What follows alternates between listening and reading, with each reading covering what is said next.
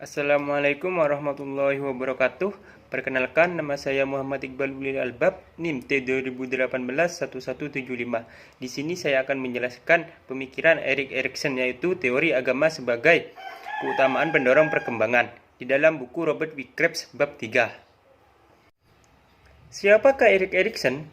Erik Erikson adalah seorang psikoanalisis. Beliau lahir tahun 1902. Dan beliau pun berimigran dari Eropa ke Amerika Serikat. Selama di Amerika Serikat, beliau juga mengajar di Universitas Harvard. Dan selama hidupnya pun, beliau banyak menciptakan buku. Salah satunya seperti Kidhood and Society, Insight and Responsibility, Identity, Youth and the Lifestyle, and Youth Change and Challenge. Dan kebanyakan buku gagasan-gagasan utama beliau adalah tentang dinamika pada masa remaja. Nah, di sini terdapat pemikiran dari Erik Erikson, yaitu dia mengatakan bahwa kehidupan bersifat dinamis. Maksud dinamis di sini yaitu bahwa kehidupan itu dapat berubah-ubah dan menyesuaikan dengan keadaan dan sebagainya. Dan Erikson juga menerima pandangan dari Freud, di mana mengatakan masa kanak-kanak adalah masa yang terpenting dalam perkembangan kehidupan. Model pemikiran Erikson yaitu epigenetik virtue, yang artinya munculnya tahap yang satu dari tahap hidup yang lain. Dan setiap tahap itu dapat menghasilkan kemampuan yang berbeda-beda atau keutamaan yang berbeda-beda. Dan Erikson membagi tahap-tahap itu menjadi 8, seperti pada tabel berikut. Nah, tabel tersebut seperti ini, yaitu 8 tahapan pada manusia atau the 8 stages of man. Tahap pertama yaitu oral. Nah, masa oral ini muncul masalah antara percaya dan tidak percaya dan menghasilkan keutamaan yaitu keharapan. Kedua, anal, di mana di anal ini adalah masalah antara otonomi dan malu dan rasa salah. Keutamaan yang dihasilkan nanti yaitu kekuatan dan kehendak. Ketiga, genital, masalahnya inisiatif dan rasa salah. Keutamaannya nanti tujuan, latensi, ya, artinya usaha dan rasa rendah hati. Keutamaannya nanti kemampuan. Remaja, antara identitas dan kekacauan peran. Nanti akan muncul keutamaan kesetiaan. Pemuda, antara masalahnya intimasi dan isolasi. Keutamaan yang dihasilkan nanti adalah cipta. Dewasa, generativitas dan stagnasi. Keutamaannya adalah perhatian. Dan tua, integritas dan putus asa masalahnya. Dan keutamaan yang dihasilkan nanti kebijaksanaan. Dari beberapa tahap di atas, saya akan memberikan beberapa contoh seperti berikut. Contoh yang pertama yaitu pada tahap oral.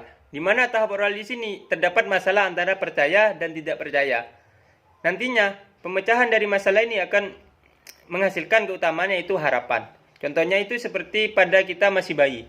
Ketika kita masih bayi, kita hanya menerima apa yang terjadi pada diri kita, apa yang akan kita hadapi. Nah, si bayi pun akan belajar bahwa mana lingkungan yang dapat dipercaya dan tidak percaya. Dan si bayi belajar bahwa unsur yang dapat dipercaya yaitu pada ketika dia bersama ibunya. Ketika bersama ibunya dia mendapat kehangatan, dia digendong, disusui, dan sebagainya. Dengan demikian si bayi akan menganggap bahwa lingkungannya itu baik dan bisa dipercaya. Namun, jika semua itu tidak didapatkan oleh si bayi, maka si bayi menganggap bahwa lingkungannya tersebut tidak dapat dipercaya dan menganggap bahwa lingkungannya tersebut tidak aman baginya. Nah, dari pemecahan masalah ini dapat menghasilkan keutamaan yaitu harapan. Dan harapan inilah memunculkan tahap-tahap berikutnya. Seperti barusan anal, terus genital dan latensi.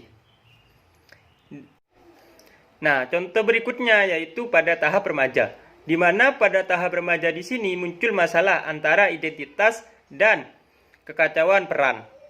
Di mana kebanyakan pada masa remaja kita tidak tahu tentang jati diri kita dan kita pun akan mencari jati diri.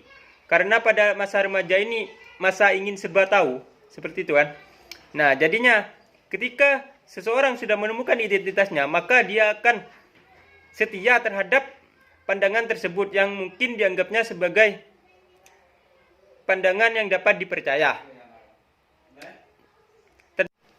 Seperti pada contoh dalam buku yang dikarang oleh Erikson yang berjudul Young Man Luther, di mana pada buku tersebut menceritakan seorang pembaharu muda yang bernama Luther. Nah, pada saat itu Luther dalam keadaan berkabung karena ditinggal pergi oleh orang tuanya, dan pada saat itu juga dia tidak tahu identitasnya. Nah, pada suatu waktu Luther masuk ke dalam biara, dan di sana dia menjumpai masyarakat atau orang yang berada dalam biara tersebut, dan orang-orang di sana membantu Luther dalam menentukan masalahnya, yaitu mencari identitas.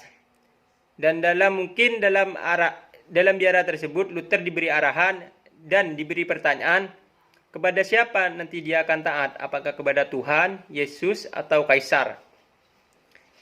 Lambat laun Luther merasa nyaman ketika berada di biara tersebut karena masyarakat di sana memberikan rasa aman, nyaman, dan tentram seperti ketika Luther bersama ibunya. Dan di sini juga dia dapat menyelesaikan masalah yang dihadapinya, yaitu mencari identitas, dan Luther pun menemukan pandangan yaitu kepada apa dia harus berpegangan. Nah, dari cerita di sini dapat disimpulkan bahwa agama yaitu mampu membantu seseorang dalam mengatasi masalah yang dihadapinya, dan juga agama menjadi faktor utama mendorong kemampuan seseorang untuk menjadi kepribadian yang lebih baik. Mungkin itu saja yang bisa saya sampaikan. Apabila ada salah kata atau kekurangan, mohon maaf yang sebesar-besarnya.